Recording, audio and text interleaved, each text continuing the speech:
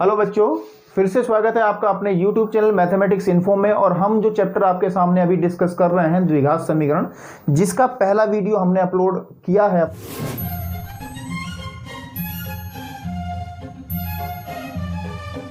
अपने चैनल पर, जिसको आप देख सकते हो। इस वीडियो के भी लिंक इस वीडियो के अंत में भी हम डिस्क्रिप्शन में इसका लिंक दे देंगे। आज हम इस वीडियो में करने क्या जा रहे हैं, फटाफट उसको देख लीजिएगा। आज हम इस वीडियो के अंदर द्विघात समीकरण को हल करने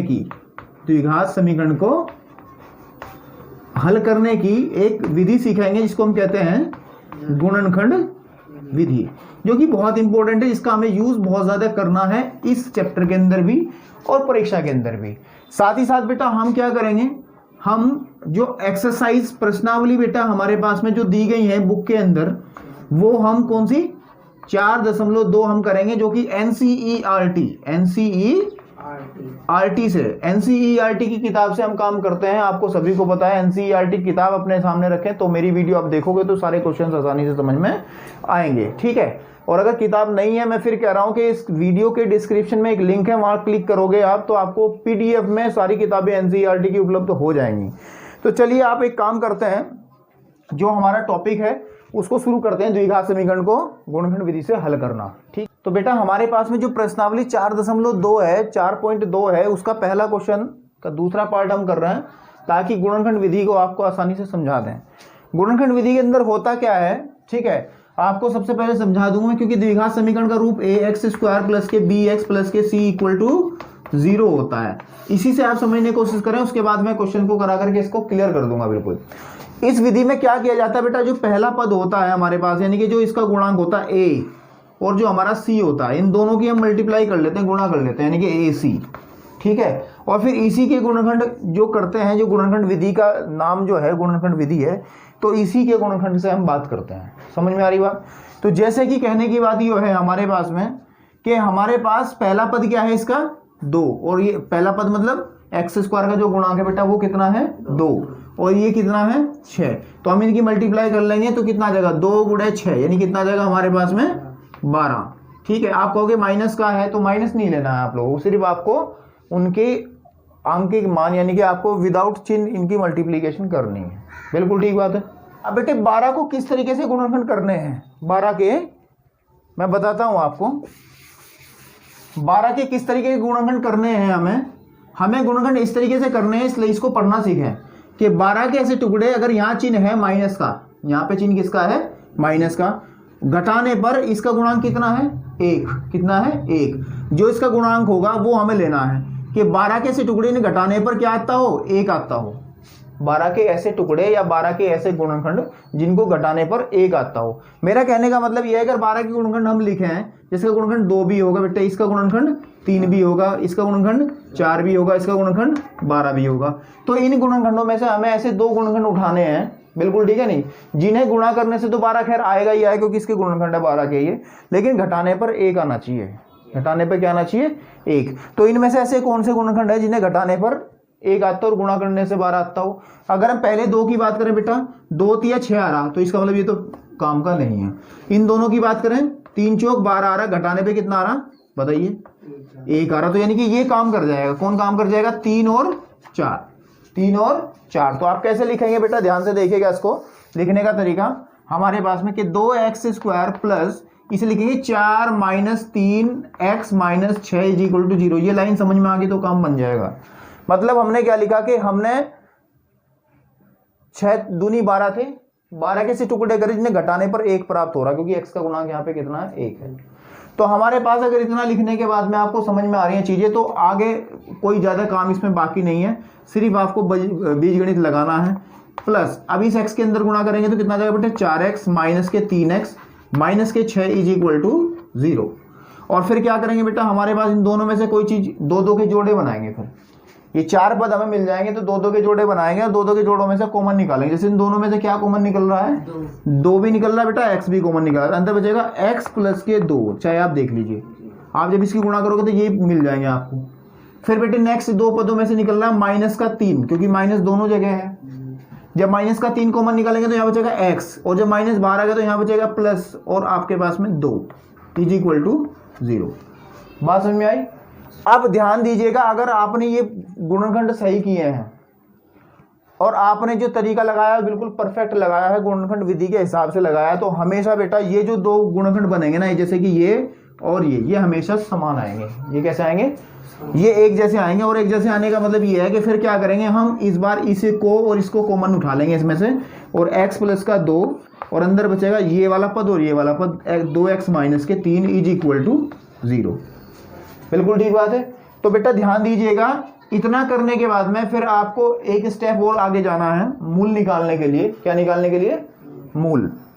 मूल क्या चीज होती है मैं भी आपको बताता हूं, ठीक है। जिस तरीके से आपको बहुपद हमने पढ़ाया था, बहुपद के अंदर हम बहुपद को, द्विघात बहुपद को हल करके या त्रिघात बहुपद को हल करके उसके शून्यांक निकालते थे, उसी तरीके से द्विघात समीकरण को हल करके हम मूल निकालते हैं, जिसे अंग्रेजी में रूट कहा जाता है, शून्यक को अंग्रेजी में जीरोज कहा जाता था।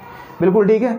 तो किस तरीके से निकालते हैं बेटा, हमारे पास में ये चीज और ये चीज का गुणनफल 0 है, तो ऐसे निकालते हैं। यदि लिखेंगे इसमें आप, यदि पहले पद को यानी कि x प्लस के 2 को अगर हम 0 के बराबर रखें तो बेटा x का मान कितना निकल के आएगा, उसको उधर फेंकेंगे जब, माइनस का 2। तो पहला मान तो बेटा हमारे पास x की वैल्यू कितनी आ गई, माइनस का 2। उसी प्रकार हमारे पास में कि 2x माइनस 3 इक्वल टू 0 अगर रखेंगे तो 2x इक्वल टू कितना आ जाएगा बेटा 3, क्योंकि इसको उधर लेके जाएंगे तो x का मान बेटा कितना आ जाएगा 3/2। तो हमारे पास x के बेटे 2 मान प्राप्त हुए। x के कितने मान प्राप्त हुए? 2। ये जो 2 मान है ना बेटा, ध्यान से देखिएगा, ये जो 2 मान है, कौन कौन से मान निकले हमारे पास? 2,3/2। ये हमारा आंसर है। ये क्या है? हमारा आंसर है। और यही हमारा क्या कहलाता है? मूल कहलाते हैं। क्या कहलाते हैं? मूल। क्या कहलाते हैं? मूल। कि ये इस द्विघात समीकरण के मूल हैं। किसमें क्या है? इस मूल है।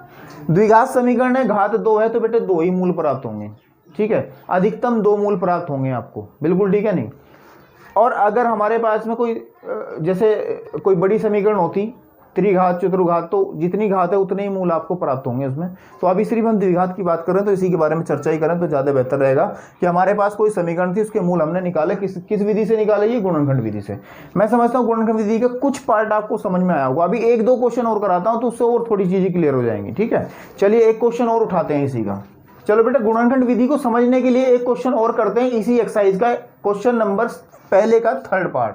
वो क्या है हमारे पास में कि अंडर रूट ऑफ 2x², ठीक है, आपके पास में plus 7x plus 5 under root of 2 is equal to 0।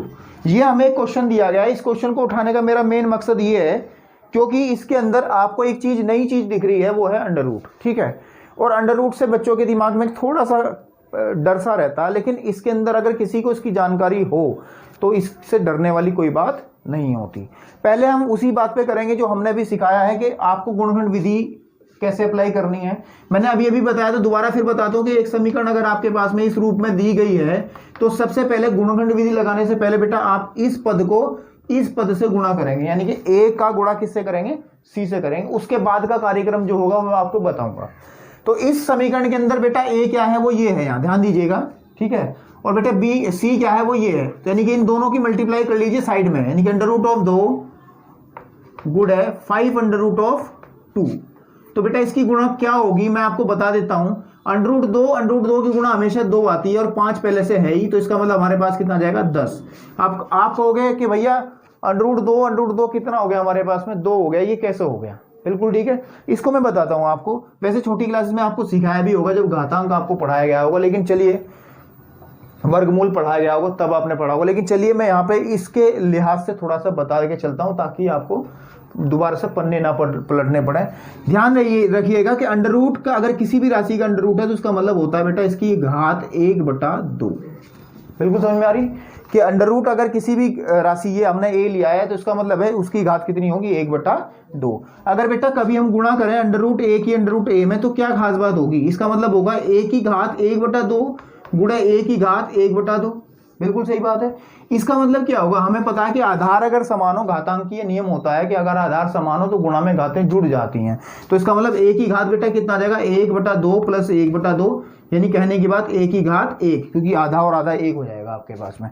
तो कहने की बात यह है कि अगर हम अंडर रूट a की अंडर रूट a में गुणा करेंगे तो हमें क्या मिलेगा? a मिलेगा। उसी क्रम में अगर अंडर रूट 2 के अंडर रूट 2 से गुणा करेंगे तो बेटा कितना मिलेगा? 2 मिलेगा। तो कितना आ जाएगा हमारे पास में? ये 10 आ गया। अब हम लोगों को सवाल पढ़ना है जैसे हमने पहले वाला सवाल किया है कि हमें 10 के, ध्यान रखिए, 10 के ऐसे गुणनखंड करने हैं, 10 के ऐसे गुणनखंड करने हैं जिन्हें जोड़ने पर, अगर यहाँ प्लस है तो जोड़ने पर, इधर से पढ़ते हैं इक्वेशन को, ठीक है, राइट हैंड साइड से, 10 के ऐसे गुणनखंड करने हैं, ठीक है, 10 कहाँ से आया, इन दोनों की गुणा से, 10 के ऐसे गुणनखंड करने हैं जिन्हें जोड़ने पर, बेटा यहाँ जोड़ने पर क्यों, क्योंकि यहाँ प्लस है, जिन्हें जोड़ने पर 7 आता हो, कितना आता हो, 7 आता हो। अगर यहाँ माइनस होता तो हम कहते बेटे ऐसे गुणनखंड करते, फिर जिन्हें घटाने पर, समझ में आ रही नहीं आ रही, तो ये चिन्ह बताता है कि जोड़ने पर या घटाने पर।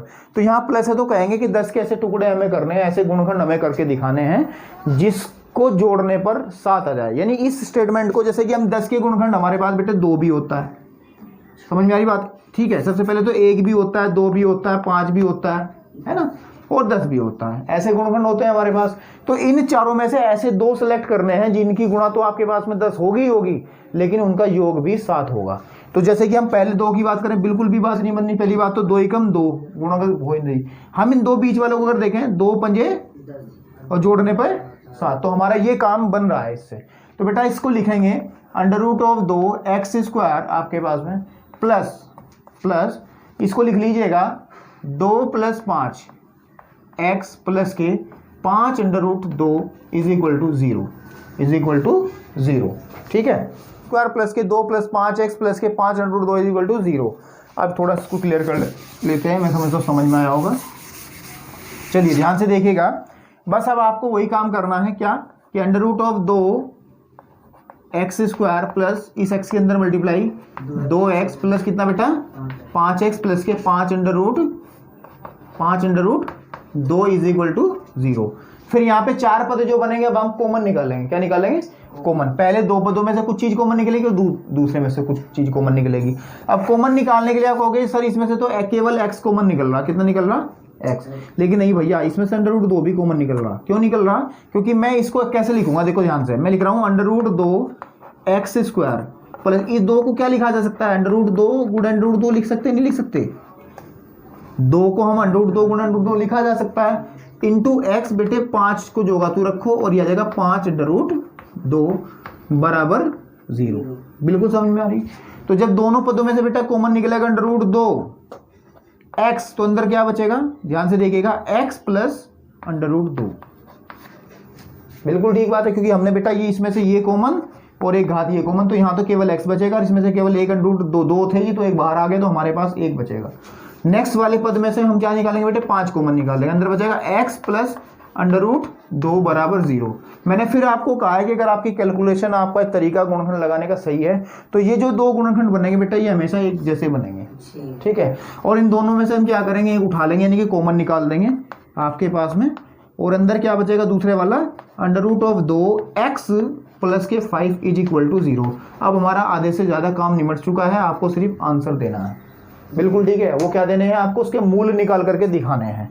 मूल क्या होंगे आपके पास में, मैंने बताया है किस तरीके से निकालेंगे आप, कि पहले क्या करेंगे हम, पहले गुणनखंड को यदि हम लिख लेंगे, क्या लिख लेंगे, यदि x प्लस का √2 बराबर आप 0 लेके चले, x प्लस का √2 0 लेके चले, तो x -2। समझ में आई बात। तो ये इसका पहला आंसर है, या फिर इसको ये कहा जाए इसका पहला मूल है, ठीक है, रूट है इसका। उसके बाद में बात करते हैं, अगर बेटा हमारे पास √2x प्लस के 5 = 0 हो, तो बेटे x -5 √2 आ जाएगा। आप चाहे देख लीजिए, इसको उधर लेके जाएंगे, माइनस में जाएगा, और √2 इसके बटे में जाएगा क्योंकि गुणा में है, तो हमारे पास ये इसका क्या आ जाएगा, दूसरा रूट, दूसरा मूल। तो आंसर आया √2 माइनस के √2 कोमा माइनस के 5 बटे √2। तो ये आपके पास में क्या आया बेटा, हमारे पास में इसके आंसर आ गए, इसके मूल आ गए, ठीक है। तो ये तरीका होता है गुणनखंड विधि से सवालों को हल करने का। एक क्वेश्चन और गुणनखंड विधि से कराऊंगा, उसके बाद हम आगे की तरफ चलते हैं, क्योंकि एक चीज और तुम्हें बतानी बाकी है। कभी आप घर जाकर जब एक्सरसाइज खोलो और देखो कि यार ये तरीका तो भैया ने बताया ही नहीं है, लेकिन कोई बात नहीं, हम इसको अभी बताते हैं, ठीक है। चलिए बेटा, हम इसी एक्सरसाइज की, जो हमारी एक्सरसाइज 4.2 है, प्रश्नावली 4.2 है, उसका पहले का 4th पार्ट करते हैं। इस पार्ट को करने का मेरा मकसद ये है, क्योंकि पिछले 2 पार्ट में मैंने आपको गुणनखंड विधि को समझाने का भरपूर प्रयास किया है, बाकी आपके समझ में आया नहीं आया वो आप लोगों को पता होगा। लेकिन अब इस सवाल को कैसे किया जाए उसको समझाने के लिए मैं इस सवाल को लेके आया हूँ। इसमें समस्या कहाँ है, समस्या इसमें बेटे ये है 8 वाली, किसकी 8, क्योंकि इसमें भिन्न आ गई है 1/8। ठीक है, ये एक सिंपल सवाल नहीं बन पाया जैसा बनना चाहिए था कि हमारे पास कौन सा आपके पास में कि ये सिंपल ax² प्लस के bx प्लस के c इज इक्वल टू 0। तो यहाँ पे ये जो c है ये कुछ खराब सा नजर आ रहा है। तो पहले बेटा इसका एक काम आपको करना है, गुणनखंड विधि आसानी से लग जाएगी इसमें। पहले इस 8 को खत्म कर लो। किसको खत्म कर लो?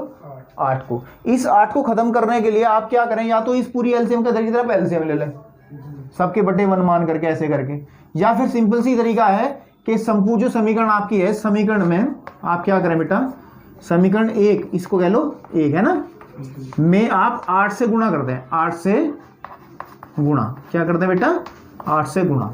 जब 8 से गुणा करेंगे सारे पदों में तो कितना देगा बेटा? ध्यान से देखिए, 2 गुणे 8 गुणे 2x² माइनस 8x प्लस 8 गुणे 1/8 बराबर 8 गुणे 0, क्योंकि गुणा तो दोनों ही पक्षों में करनी पड़ेगी, क्योंकि समीकरण है, समीकरण में बराबर होता है। बराबर का मतलब समीकरण के अंदर दो, जैसे तराजू में 2 पड़े होते हैं, एक इधर एक इधर, उन दोनों को बराबर करना होता है आपके पास में।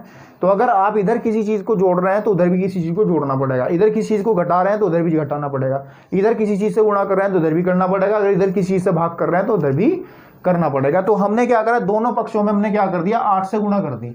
इससे फायदा क्या हुआ, 8 दूनी 16x², 8 दूनी 16x² माइनस के 8x, बिल्कुल ठीक बात है। और 8 से बेटे 8 कटेगा तो कितना बचेगा यहाँ पे? केवल 1 बराबर 8 0 0।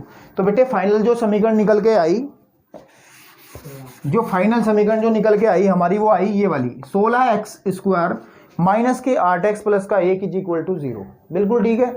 अब वही हम गुणनखंड विधि वाला तरीका, क्या तरीका था कि पहले पद को लास्ट वाले पद को मल्टीप्लाई कर लेंगे, 16 ही कम, तो हमारे पास 16 कैसे टुकड़े करने हैं बेटा, इधर से पढ़ेंगे कि जिन्हें जोड़ने पर कितना चाहिए, 8। 16 कैसे टुकड़े जिन्हें जोड़ने पर 8 आता हो। बिल्कुल आसान है, बिल्कुल आसान है। आप इसके टुकड़े चाहे तो करके देख लीजिए, ठीक है, या फिर ऐसे ही सोचने से भी आ जाएगा, क्योंकि अगर 4 गुना 4 करें हम, 4 चौक कितने होते हैं, 4 चौक कितने होता है, 16 होते हैं, और 4 कितने होते हैं, 8 होते हैं, तो बन गए फैक्टर। यानी कि हम इसके टुकड़े लिखेंगे किस तरीके से, 16x² माइनस के 4 + 4 इंटू एक्स प्लस का 1 इज इक्वल टू 0। बिल्कुल समझ में आ रहा बेटा। तो कहने की बात 16x² माइनस के 4x माइनस के 4x, ये माइनस का 4x क्यों हुआ, क्योंकि यहाँ पे ये स्टेप पे भी ध्यान देना है आप लोगों को कि यहाँ पे इसको करते हुए बच्चे बहुत गड़बड़ कर देते हैं, क्योंकि वो सिर्फ चक्कर में रहते हैं कि x की गुणा इधर हो रही है अंदर की तरफ, लेकिन साथ ही साथ बेटा अगर इधर माइनस है तो बीच वाला चिन्ह भी बदलेगा, क्योंकि माइनस की भी तो अंदर ब्रैकेट में गुणा होगी, तो ध्यान रखना इसका विशेष यहाँ पे। इसी तरीके से प्लस का 1 इज इक्वल टू बेटा 0 हो जाएगा। इसमें से पहले दो पदों में से कॉमन क्या निकाल रहे हैं हम, 4x कॉमन निकाला, अंदर बचेगा बेटा कितना, 4x - 1। अब इन दोनों में क्या कॉमन निकल रहा है, आप कहोगे भैया कुछ भी नहीं है, जहां कुछ भी कॉमन नहीं होता वहां पे 1 कॉमन होता है। क्या होता है, 1 कॉमन, यानी कि हमें ऐसा ही तो बनाना है। यहाँ पे भी ये कैसा है, प्लस का है, ये कैसा है, माइनस का, तो हम क्या करें, माइनस का 1 अगर कॉमन निकालें तो सारा काम सही हो जाएगा, 4x - 1 बराबर 0। बिल्कुल ठीक है। अब वही तरीका अगर आपने कैलकुलेशन या तरीका जो गुणनखंड सही किए हैं तो ये वाली टर्म और ये वाली टर्म हमेशा समान आएगी, तो 4x - 1 और 4x - 1 इज इक्वल टू 0। दोनों गुणनखंड एक जैसे आ गए, हमें इससे कोई लेना देना नहीं है। आप बारी बारी से रखेंगे, यदि मूल निकालते हैं इसके, यदि 4x - 1 इज इक्वल टू 0 होगा तो बेटा 4x इज इक्वल टू 1 या x इज इक्वल टू 1/4 आ जाएगा। बिल्कुल ठीक है नहीं, और वो भी ये दोनों एक जैसे हैं तो उस दूसरे वाले से भी क्या आएगा बेटा, x का मान बताइए 1/4 ही आएगा। तो इसका मतलब 1/4 1/4 इसके दो आंसर हैं, यानी कि इसके दो मूल हैं, दोनों के दोनों मूल समान हैं, दोनों के दोनों मूल समान है आपके पास में। तो मैं समझता हूँ आपको गुणनखंड विधि से द्विघात समीकरण को हल करने की बहुत सारी टेक्निक्स या फिर जो जो बारीकियां हैं वो समझ में आई होंगी।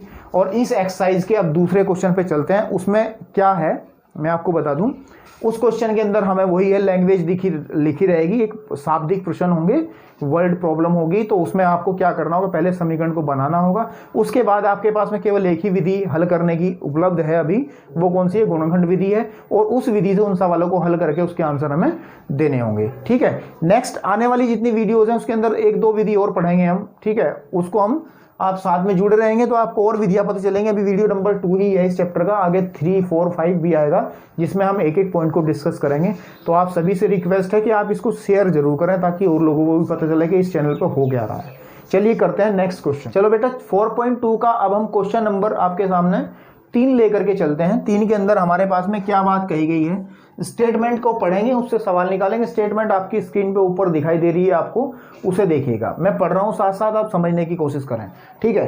कहा गया है कि ऐसी दो संख्याएं ज्ञात कीजिए, ऐसी दो संख्याएं ज्ञात कीजिए जिनका योग 27 हो, योग कितना हो 27 हो, और उनका गुणनफल बेटा कितना हो 182 हो, 182।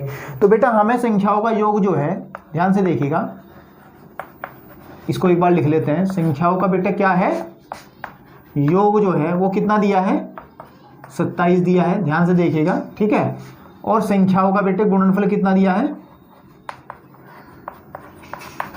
का गुणनफल कितना दिया है बेटा हमारे पास में 182। आप सवाल को ध्यान से पढ़ सकते हैं, दो चीजें हमें दी गई हैं। तो सबसे पहले आपको करना क्या है, सबसे पहले आपको करना है इन दोनों कंडीशन से एक द्विघात समीकरण तैयार कर लेनी है, और द्विघात समीकरण तैयार करने के बाद में उसे गुणनखंड विधि से हल कर देना है, और आपको ये संख्याएं निकल जाएंगी। कैसे, अब मान लेते हैं, माना संख्याएं, माना पहली संख्या मान लें आप, क्या मान लें, दो संख्या है ना, तो बेटे पहली संख्या में मान लेता हूं x, क्या मान लेता हूं x। तो दूसरी संख्या क्या बनेगी बताइए आप लोग, दूसरी संख्या क्या होगी आपके पास में, मैं आपको बता दूं दूसरी संख्या आपको y नहीं माननी, क्योंकि आपको जो द्विघात समीकरण होती है वो हमेशा एक चर में होती है, आपको पता है। इसके अंदर केवल x ही दिखाई देता है, y तो दिखाई नहीं देता ना कहीं। कभी तुम कहोगे दूसरी संख्या दी हमने y मान ली, ऐसा नहीं, वो दो चर वाले रैखिक समीकरण की बात थी। तो आपको सिर्फ ऊपर वाली कंडीशन से ही जो आपको दिए गए हैं दूसरी संख्या बनानी है, जो कि x के पदों में ही होनी चाहिए अगर आप द्विघात समीकरण बना रहे हो तो, ठीक है। तो बेटे हमें कहा गया है कि पहली संख्या x है, उन दोनों का योग 27 है। मैं आप लोगों से सवाल पूछता हूं कि अगर मेरे पास में दो संख्याएं, एक तो 5 है, ठीक है, नहीं, दो संख्याएं हैं जिनका योगफल मैं कह रहा हूं कि 13 है, कितना है 13 है, उनमें से एक 5 है तो दूसरी कितनी होगी 8 होगी ना आपके। कैसे पता चला, 13 में से हम क्या कर लेंगे, पहली संख्या को घटा लेंगे। हमें कहा गया है योग 27 है, दो संख्या होगा, तो उनमें से एक संख्या x है तो दूसरी संख्या कितनी होगी 27 माइनस x। ये बात अगर समझ में आई तो बहुत अच्छी बात है। मतलब उन दोनों संख्याओं का योग बेटे हमारे पास में कितना था 27 था। अगर हम दोनों संख्या लो x प्लस वाई भी मान लिया, हम ये दो संख्याएं बराबर 27 लेके हम चले, तो बेटे y का मान क्या होगा जब इधर उठा के लेके जाएंगे, तो y is equal to 27 minus x, यानी कि y क्या है दूसरी संख्या, तो 27 माइनस x ही तो होगी। समझ में आई बात। तो बस इसके बाद हमें कुछ नहीं करना, दूसरी कंडीशन को यूज कर लेना है। दूसरी कंडीशन क्या कहती है, दोनों संख्याओं का जो गुणनफल है वो कितना है 182 है। एक संख्या कौन कौन सी है, x है, x गुणे 27 माइनस x बराबर 182, बिल्कुल ठीक है। इसको आप मल्टीप्लाई कर लीजिए, अंदर बेटा कितना आएगा 27x माइनस के x square is equal to 182, बिल्कुल ठीक है। अब आपको जो द्विघात समीकरण का रूप होता है वो होता है ax स्क्वायर प्लस के bx प्लस के c इक्वल टू 0। तो जो भी समीकरण आप बनाएं सबसे पहले इस रूप में ले आए। इस रूप का मतलब सबसे पहले कौन सा पद होना चाहिए, स्क्वायर वाला, दूसरे नंबर पर x वाला, तीसरे नंबर पर जो हमारी पास संख्या है अचर पद जो दिया गया है। तो आप सबसे पहले क्या लिख लें, माइनस का x स्क्वायर, ठीक है आपके पास में, और प्लस के 27x, ठीक है, और बराबर क्या चाहिए हमें 0। तो आप बेटा इसको उठा लेंगे इधर की तरफ, माइनस के 182 इज इक्वल टू 0, बिल्कुल ठीक है। अब आप सोच रहे भैया ये माइनस बड़ी दिक्कत कर रहा है, तो फिर आप एक काम कर सकते, जैसे पिछले सवाल में हमने पूरी समीकरण में 8 से गुणा कर दी थी, तो इस माइनस को भगाने के लिए क्या करें, पूरी समीकरण में माइनस से गुणा कर दो, है ना। तो जब माइनस से गुणा करेंगे दोनों पक्षों में क्या होगा, ये एक्स स्क्वायर हो जाएगा प्लस का ये माइनस का हो जाएगा 27x, ये प्लस हो जाएगा 182 इज इक्वल टू 0 को माइनस से गुणा करो, किसी से गुणा करो, कोई फर्क पड़ने वाला नहीं है। तो बेटे ये क्या बन गई हमारी, ये हमारी क्या बन गई द्विघात समीकरण। अब इस द्विघात समीकरण को हल करने के बाद जब x का मान निकलेगा, जो x का मान निकलेगा वो क्या निकलेगा, पहली संख्या, और x का मान यहां रखेंगे तो दूसरी संख्या। तो हम इसे हल करते हैं कंप्लीट ताकि आपको समझ में आए। चलिए बेटा इस समीकरण को हल करते हैं हम। हल किस तरीके से करेंगे, क्योंकि एक ही विधि आपको पता है, कौन सी बताइए, गुणनखंड विधि। तो ये हमारे पास एक्स स्क्वायर माइनस के 27x प्लस के 182 बराबर 0। गुणनखंड विधि क्या कहती थी कि बेटे पहला पद और अंतिम पद की अब गुणा कर लेते हैं। बेटे यहाँ तो है ही नहीं, यहाँ तो एक है, एक की गुणा करने से कोई फर्क पड़ने वाला नहीं है। तो हमें क्या करना बेटा सिर्फ कि 182 के ऐसे गुणनखंड करने हैं, ऐसे टुकड़े करने हैं जिन्हें जोड़ने पर, क्योंकि प्लस है, कितना है 27 है, कितना है 27 है। तो आपको लग रहा होगा कि छोटे छोटी संख्याओं में तो आसान पड़ जाता है, बड़ी संख्याओं में थोड़ा कोई दिक्कत वाली बात नहीं है। उसको आप एक काम कर लीजिए, यहाँ टुकड़े कर लीजिए जैसे आप करते थे यहाँ, ऐसे उसी से बना लेंगे। जैसे 2 से मैं करूँगा 2 × 18, 2 × 2, नहीं बिल्कुल ठीक है। उसके बाद में ये केवल और केवल 13 से कटेगा, चाहे देख लेना, इससे पहले कहीं नहीं कटेगा। 13 7 कितना होता है बेटा 91 है ना, उस 7 × 7। तो इसकी फैक्टर क्या क्या है, 2 13 और 7 है, 2 13 और 7। अब ध्यान दीजिएगा हमें क्या करना है, ध्यान दीजिएगा हमें कैसे निकालना है, ऐसे फैक्टर जिन जोड़ने पर 27 आता है। बेटे पहले 2 को देखियो, जोड़ने में 27 बन रहा नहीं, 15 बन रहा, नहीं बनेगी बात। नीचे वालों को देखिए जरा बेटा, 13 और 7 20, तब भी नहीं बन रही बात, बन रही ना। तो आप 2 2 को इकट्ठा लेकर के कर सकते हो। जैसे हम इन दोनों गुणा कर लें, कितना आ जाएगा 13 14, 7 दूनी 14 और 13, 14 और 13 जोड़ने पे कितना आ रहा बेटा 27 आ रहा, नहीं आ रहा। और गुणा करके देख लो, 14 ही गुणा 13 से कर लो, 13 चौक 52 का 2 का से लगे 5, 13 × 13 और 5 18, आगे ना 182, आगे 182। तो इसका मतलब इसके टुकड़े कौन से बनेंगे 14 और 13। तो इसको लिखेंगे x² माइनस के 27x को क्या लिख देंगे 27x को, बताइए कितना लिख देंगे 13 प्लस 14 इंटू x प्लस के 182 बराबर 0। बेटे समझ में आ रही नहीं आ रही बात, तो ध्यान से करेंगे x² माइनस 13x, क्योंकि x की गुणा अंदर होगी, माइनस का 14x। ये माइनस क्यों आया बेटा इसकी जगह, क्योंकि बाहर माइनस था। आपके पास में 182 इज इक्वल टू 0। तो x², अब क्या करेंगे वही 2 2 के जोड़े, क्या आप इन दोनों में से पहले x कॉमन निकाल लो तो कितना x माइनस के 13 अंदर बचेगा, इसमें से 14 कॉमन निकालेंगे तो x माइनस के 13 ही अंदर बचेगा, चाहे आप देख लेना।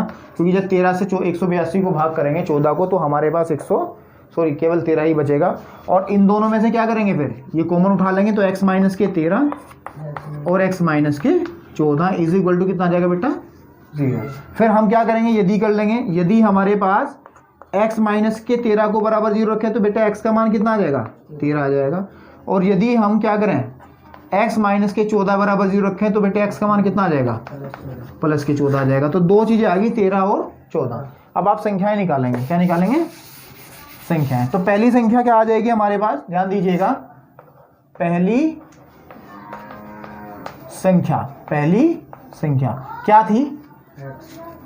तो अगर ये मान लें, यदि लिख लें यहाँ, यदि हम क्या लेके चले x बराबर 13 लेके चलें तो बेटे पहली संख्या क्या बनेगी 13, और दूसरी संख्या क्या बनेगी बताइए, दूसरी संख्या क्या बनेगी 27 माइनस 13 या फिर 14, है ना। ये आंसर आ जाएगा आपके, एक ये और एक ये। लेकिन अगर हम यदि दूसरे केस को डिस्कस करें, ये भी तो था ना, 2 मान निकले थे ना। यदि हम x बराबर 14 लेके चलें तो पहली संख्या क्या बनेगी बताइए, पहली संख्या बेटे बनेगी हमारे पास में 14 ही बनेगी क्योंकि x थी। और दूसरी संख्या क्या बनेगी, दूसरी संख्या बनेगी 27 माइनस 14 या फिर 13। तो कुछ ही कर लो, 13 14 आंसर इससे भी आ रहा है, 13 14 आंसर इससे भी आ रहा। तो आप लोगों को लेकिन करके पूरा दिखाना होगा। तो ये मैं समझता हूँ आपको समझ में आया होगा। क्वेश्चन बहुत इजी क्वेश्चन है, पेपर में भी पूछा जाता है, ठीक है। इसके और कुछ क्वेश्चंस करते हैं ताकि और चीजें समझ में आए, ठीक है। चलिए बेटा 4.2 का ही हम क्वेश्चन नंबर 4 करते हैं, और लैंग्वेज वाला ही सवाल है। पहले समीकरण बनाएंगे, उसके बाद काम आगे की तरफ करेंगे, ठीक है।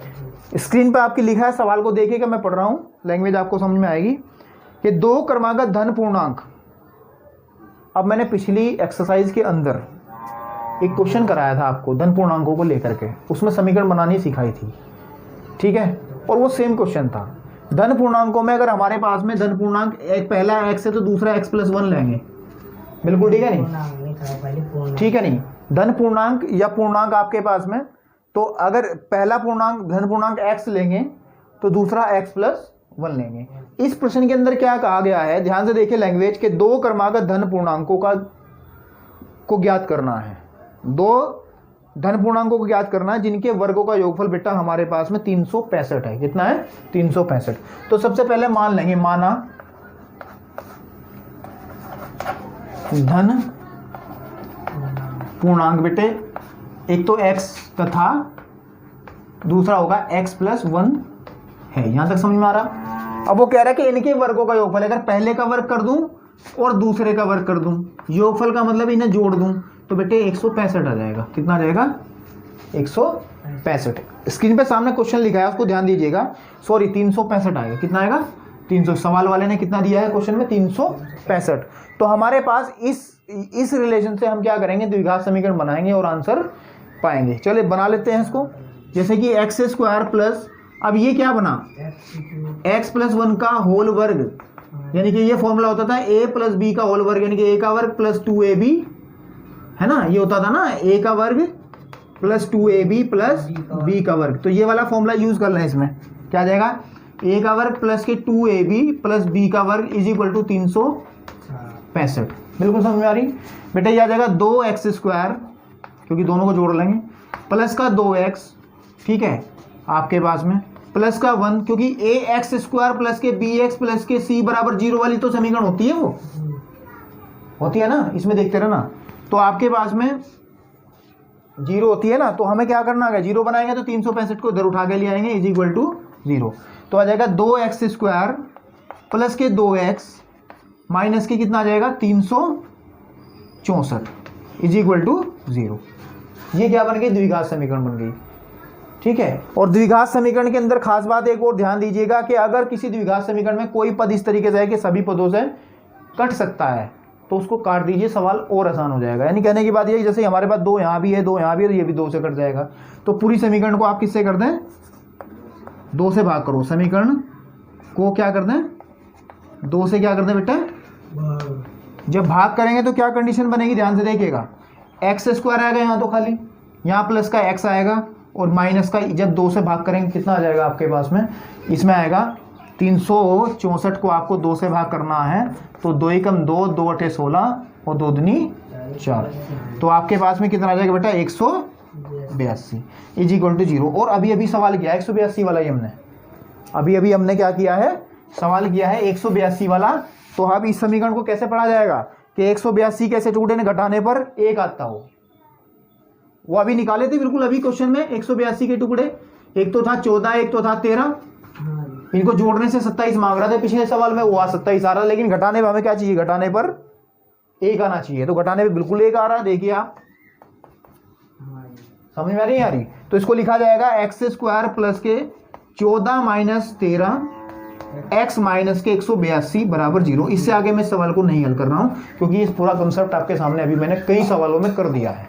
बिल्कुल ठीक है। तो मैं समझता हूं इसको इक्वेशन को बनाना आप लोग सीख गए होंगे। ठीक है। अब इसका नेक्स्ट क्वेश्चन करते हैं, तो और चीजें आपको समझ में आएंगे। चलिए बच्चों, करते हैं चर्चा इसी एक्सरसाइज के 4.2 का क्वेश्चन नंबर 5। आप लोगों के माइंड में होगा सर लगातार क्वेश्चन करे जा रहे हैं। मैं यहाँ लगातार क्वेश्चन करा जा रहा हूँ, लेकिन आप लोगों को इन क्वेश्चंस को देख करके प्रैक्टिस बहुत ज़्यादा करनी है, ताकि आपको समझ में आ जाए। ठीक है। तो 5वां क्वेश्चन भी इंपॉर्टेंट क्वेश्चन है, अच्छा क्वेश्चन है, इससे अलग चीज़ें पता चलेंगी, तो उसको भी आप देख लीजिएगा। सवाल की लैंग्वेज आपके सामने लिखी है, मैं पढ़ रहा हूँ, तो साथ साथ समझते चलें। ठीक है। ध्यान से सुनिएगा कि एक समकोण त्रिभुज की ऊंचाई उसके आधार से 7 सेंटीमीटर कम है। तो सबसे पहली बात, एक समकोण त्रिभुज बना लीजिए इस तरीके से। क्या बना लीजिएगा? समकोण त्रिभुज। समकोण त्रिभुज कौन सा होता है? जिसमें एक कोण बेटे कितने का होता है? 90 डिग्री का होता है, आपको हमने बताया था। इसके अंदर ये नीचे वाले हिस्से को हम आधार बोल देते हैं। बिल्कुल ठीक है। और जो सीधा है ये, इसको हम लंब बोलते हैं, ऊंचाई या फिर लंब। ठीक है। ऊंचाई कहो या लंब कहो, अभी सवाल के अंदर ऊंचाई, तो इसको ऊंचाई कह लीजिए। चलिए। और ये हमारा सबसे बड़ी भुजा होगी, इसकी कर्ण इसको कहा जाएगा। बिल्कुल ठीक है। नहीं, इसका लंब भी नाम होता है। बिल्कुल ठीक है। अब सवाल वाले ने जो कहा है, वो कह रहा है कि आपके पास में समकोण त्रिभुज का जो आधार है, सॉरी जो इसकी ऊंचाई है, यानी कि ये जो चीज है, ऊंचाई जो है वो आधार से 7 सेंटीमीटर ज़्यादा है। तो पिछली एक्सरसाइज के अंदर मैंने समीकरण बनाने के लिए एक ट्रिक बताई थी कि आपको x किसको मानना है? आपको x उसको मानना है जिससे आप तुलना कर रहे हैं। इस सवाल के अंदर आधार से तुलना हो रही है ऊंचाई की। तो अगर बेटा मैं आधार को x मान लूँ, आधार को क्या मान लूँ? x, तो ऊंचाई कितनी होगी हमारे पास में? ऊंचाई कितनी होगी? वो कह रहा है 7 सेंटीमीटर क्या है? कम है। तो बेटे ऊंचाई जो होगी वो x माइनस के 7 होगी। बिल्कुल ठीक बात है, सही है। तो अब इसने कहा है हमारे पास में, लैंग्वेज में लिख लीजिए, माना आधार हम लिख लेते हैं, क्या मान ले बेटा? x, है ना। और उसका तब ऊंचाई कितनी बन जाएगी बेटा, बताइए। 7 कम है तो x माइनस 7। और ये कह रहे हैं कि यदि कर्ण का मतलब ये वाली जो हिस्सा है, ये वाला जो है, ये अगर 13 सेंटीमीटर हो, कितना हो, 13 सेंटीमीटर हो, तो हमें भुजाएं ज्ञात करनी है, यानी कि आपको ये आधार भी ज्ञात करके दिखाना है और आपको ये ऊंचाई यानी कि लंबी ज्ञात करके दिखाना है। और ये तब ज्ञात होगा बेटा जब हमारे पास x का मान होगा, और x का मान हमारे पास कब होगा, जब हमारे पास एक द्विघात समीकरण होगी।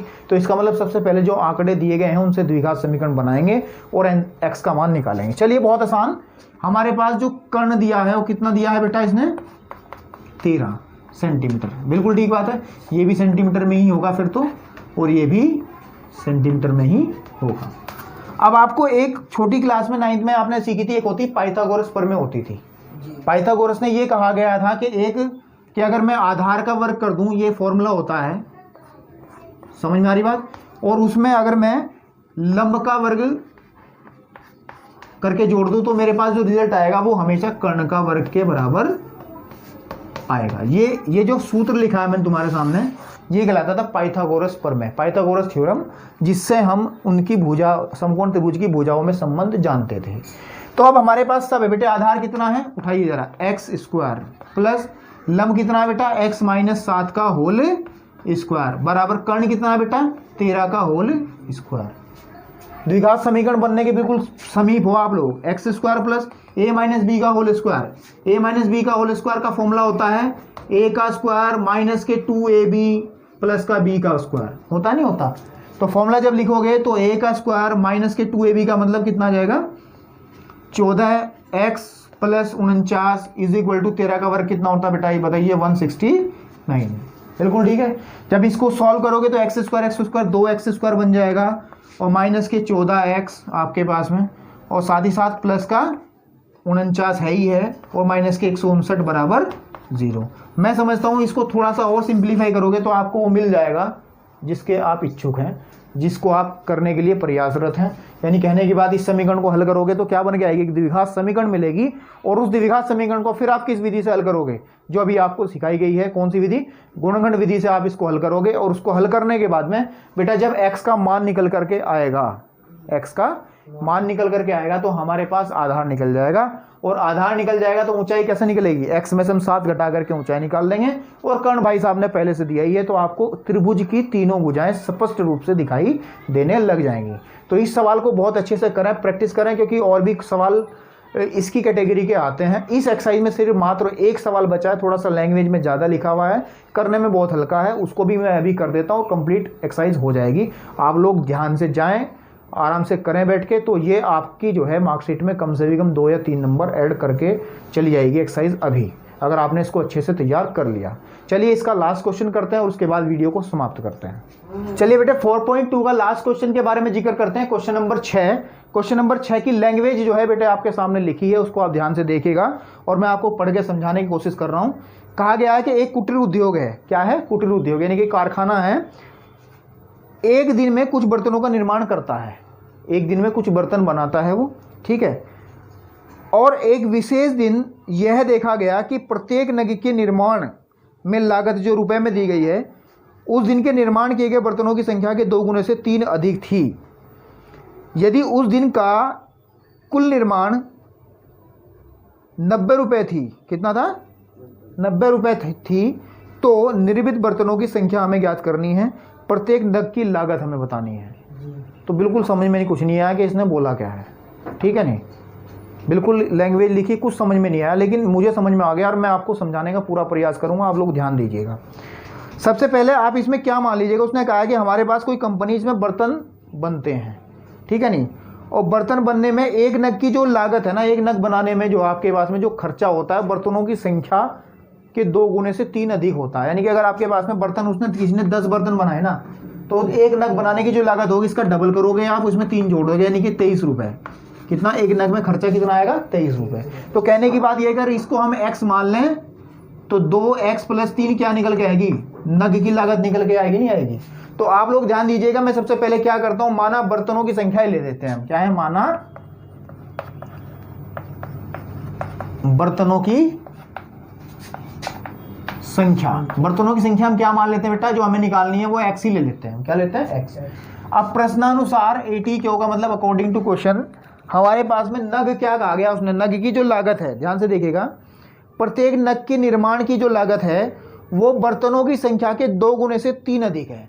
यानी कि नग आपके पास में क्या, एक नग की लागत की अगर हम बात करें, किसकी बात करें, लागत नहीं, खर्चा कितना हो रहा, तो बर्तनों के 2 गुने से 3 अधिक है, बर्तनों के इससे 3 अधिक है। तो कह रहा है कि कुल निर्माण लागत कितनी होगी। अब एक बात बताओ जरा, एक बात ध्यान से सुनिएगा, मैं कह रहा हूं कि मेरे पास में 10 बर्तन हैं, समझ में आ रही बात नहीं, एक बर्तन को बनाने के लिए मेरे पास 50 रुपए की जरूरत पड़ती है, तो टोटल कितने रुपए खर्च होंगे, दोनों की गुणा करके तो होगा। बात समझ में नहीं आ रही क्या, दोनों की गुणा करके तो होगा। तो इतने बर्तन हैं, इतनी लागत आ रही है नग को बनाने में, तो कुल कितना खर्चा होगा, इन दोनों की गुणाई तो करनी पड़ेगी ना हमें। सवाल के अनुसार इनकी क्या करेंगे, तो कुल निर्माण लागत यहां लिखेंगे, कुल निर्माण लागत जो कि सवाल के अंदर दी है, कुल निर्माण लागत उसने दी है 90 रुपए। कितनी दी है बेटा, 90 रुपए। कितनी दी है, 90 रुपए। और होगा कितना, बर्तनों की संख्या गुणे आपके पास में नगों की संख्या, सॉरी नग में लागत, बर्तनों की संख्या गुणा नग में जो लागत लग रही है वो बराबर 90। इसको बेटा हल कर लो, 2x² प्लस के 3x इज इक्वल टू 90। समझ में आई बात, तो बेटा आ जाएगा 2x² प्लस के 3x माइनस के 90 इज इक्वल टू 0। तो ये क्या बन गई, एक समीकरण बन गई द्विघात, इसको हम हल करना किसकी हेल्प से, चलो इसको भी कर देते हैं, फिर फाइनल करते हैं ताकि चलते चलते जो आपको पढ़ाया वो रिपीट हो जाए। कि 90 की गुणा किस में करेंगे, पहले 2 में, तो कितना आ जाएगा 180। 180 कैसे टुकड़े घटाने पे 3 आ जाए, बताइए। 180 कैसे टुकड़े यहीं पे कर लेते हैं इधर की तरफ, कि घटाने पे 3 आ जाए। नहीं समझ में आ रहा ना, तो टुकड़े कर लीजिए इसके, करो बेटे। 2 से करेंगे तो कितना आ जाएगा 90, फिर 2 से करेंगे तो कितना आ जाएगा 45, फिर 3 से करेंगे तो कितना आ जाएगा 15, फिर 3 से करेंगे तो 5 या 15 होते हैं ना, फिर 5 से करेंगे तो 1। इनमें से छांटना आप लोगों को जुगाड़ बना करके थोड़ा सा, कि घटाने पे कितना आना चाहिए 3। जैसे मैं पहले 3 के बारे में जिक्र करता हूँ, 3 2 दूनी 4 तिया 12, और नीचे वाला क्या है 5 तिया 15। 12 और 15 से काम चल जाएगा, गुणा करने से तो 180 आएगा ही आएगा, घटाने पे 3 आ रहा है, बिल्कुल आ रहा है, बन गया बात। कहने की बात यह है कि हम लिखेंगे 2x² प्लस की बड़ी संख्या शुरू में लिखते हैं हमेशा, 15 माइनस 12x माइनस के 90 बराबर 0। बेटा समझ में आ रही बात, तो कितना आ जाएगा 2x² प्लस के 15x माइनस के 12x माइनस के 90 बराबर 0 में हम कॉमन निकालेंगे। पहले 2 जोड़ों से कॉमन निकालेंगे 2, कितना 2x, केवल x निकलेगा बेटा, x अंदर बचेगा हमारे पास में 2x प्लस 15, कितना बचेगा 2x प्लस 15, क्योंकि x कॉमन निकाला। नेक्स्ट वाले में से आप बेटे माइनस का 6 कॉमन निकालेंगे, कितना निकालेंगे, इसको थोड़ा सा यहाँ से रफ कर लीजिए, कोई बात नहीं। तो हमारे पास कितना आ जाएगा 6 कॉमन निकालेंगे माइनस का, तो अंदर बचेगा 2x प्लस के 15 बराबर 0। तो कहने की बात ये है बेटा, हमारे पास बनेगा x माइनस का 6 एक पद बन जाएगा, और दूसरा 2x प्लस के 15 दूसरा पद बन जाएगा आपके पास में। फिर क्या करेंगे, यदि हमारे पास में x माइनस का 6 को हम 0 के बराबर रखेंगे तो x का मान बेटा कितना आएगा 6 आएगा। लेकिन अगर हम 2x प्लस के 15 को किसके बराबर रखेंगे 0 के, तो बेटे x का जो मान आएगा वो आएगा 15/2, वो भी कैसा माइनस का। अब आप लोग देखिएगा ध्यान से कि x क्या है, बर्तनों की संख्या है, क्या है बर्तनों की संख्या, और बर्तनों की संख्या हमेशा पूर्ण संख्या होगी। समझ में नहीं आई बात, या तो 2 4 5 6 7 8, कभी ऐसा देखा तुम्हारे घर में 15/2 बर्तन रखे हैं, 7.5 बर्तन, एक बर्तन आधा कटा रखा है, ऐसा तो कभी नहीं होता ना। तो कहने की बात ये वाली जो वैल्यू हमारे लिए यूजलेस है, इसका हमें कोई उपयोग नहीं करना। हमारा जो काम की चीज है वो x इक्वल टू कितना है 6 है। तो आप यहां देखिएगा, जब x इज इक्वल टू 6 है तो यानी कि बर्तनों की संख्या कितनी आ जाएगी, बर्तनों की संख्या बताइए कितनी आएगी बेटा 6 ही आ जाएगी ना। और लागत कितनी आएगी फिर बताइए, लागत आएगी 6, यहां रख दीजिएगा, क्योंकि लागत तो ये है ना, एक नग की लागत पूछी है उसने, तो 6 दूनी 12 और 3 15 आपके पास में। तो ये 6 और 15 जो है इस क्वेश्चन का आंसर है। तो आंसर इस क्वेश्चन का आया हुआ है 6/15। और मुझे लगता है कि मैंने इस एक्सरसाइज के जो एक एक क्वेश्चन आपको समझाए हैं 1 बाय 1 करके, स्टेप बाय स्टेप, वो आपको अच्छे से समझ में आए होंगे। आप अपनी NCERT किताब सामने रख करके इन क्वेश्चंस को हल करें और इन क्वेश्चंस की टेक्निक को समझें, क्योंकि बहुत इंपॉर्टेंट एक्सरसाइज है। और इसी तरीके की वीडियोस, इसी तरीके के कॉन्सेप्ट को समझने के लिए चैनल को सब्सक्राइब जरूर कर दें और शेयर भी करें, ताकि वो लोगों को भी लाभ हो सके, ताकि हम लोगों को भी मज़ा आए। जब ज़्यादा लोग जुड़ेंगे तो ऑब्वियस सी बात है कि मज़ा भी ज़्यादा ही आएगा। आज के लिए इतना ही, धन्यवाद।